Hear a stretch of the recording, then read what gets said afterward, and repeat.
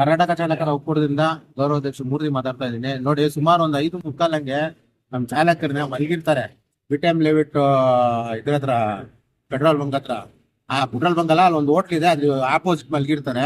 ಅವ್ರನ್ನ ಎಬ್ಬರಿಸ್ಬಿಟ್ಟು ಆಂಧ್ರದವರು ಎಬ್ಬರಿಸ್ಬಿಟ್ಟು ಅವ್ರಿಗೆ ಪ್ರಶ್ನೆ ಮಾಡಿ ಮತ್ತೆ ಹೊಡೆದಿರ್ತಾರೆ. ಅವ್ರ ಗ್ರೂಪಲ್ಲಿ ಅಪ್ಡೇಟ್ ಕೊಟ್ಟಾಗ ಮತ್ತೆ 7:45 ಸುಮಾರು ಹಂಗೆ ನನ್ಗೆ ಕಾಲ್ ಮಾಡ್ತಾರೆ. ಅಣ್ಣ, ಈ ತರ ಆಗ್ಬಿಟ್ಟಿದೆ, ಒಂಚೂರು ಬಾಣ ಸ್ಟೇಷನ್ ಹತ್ರ ಅಂತ, ಮೈಕಲ್ ಲೆವಿಟ್ ಪೊಲೀಸ್ ಸ್ಟೇಷನ್ ಹತ್ರ ಬಂದು ಅವ್ರಿಗೆ ಏನ್ ನ್ಯಾಯ ದೊರಕಿಸ್ಬೇಕು.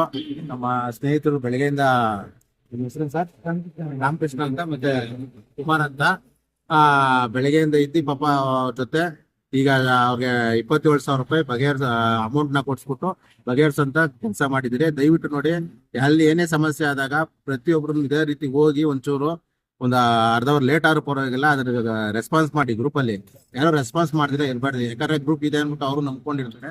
ದಯವಿಟ್ಟು ನೋಡಿ, ಅವ್ರೊಂಚೂರು ಮಾತಾಡ್ತಾರೆ ನೋಡಿ. ಗೌರವಾಧ್ಯಕ್ಷ ಮೂರ್ತಿ ಅಣ್ಣ ಅವ್ರು ಬಂದು ನಂಗೆ ಸಖತ್ ಹೆಲ್ಪ್ ಮಾಡಿದ್ದಾರೆ. ಹಾಗೆ ರಾಮಕೃಷ್ಣನ್ ಅವರು ಹೆಲ್ಪ್ ಮಾಡಿದ್ದಾರೆ, ಕುಮಾರ್ ಅನ್ನೋರು ಹೆಲ್ಪ್ ಮಾಡಿದ್ದಾರೆ. ತುಂಬಾ ಥ್ಯಾಂಕ್ಸ್ ಅಣ್ಣ.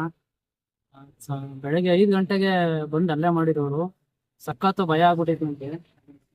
ಎಲ್ಲರೂ ಬಂದು ಹೆಲ್ಪ್ ಮಾಡಿದ್ರು. ಅಣ್ಣವ್ರಿಗೂ ಒಂದು ನಮಸ್ಕಾರ ಅಣ್ಣ, ಥ್ಯಾಂಕ್ಸ್ ಅಣ್ಣ.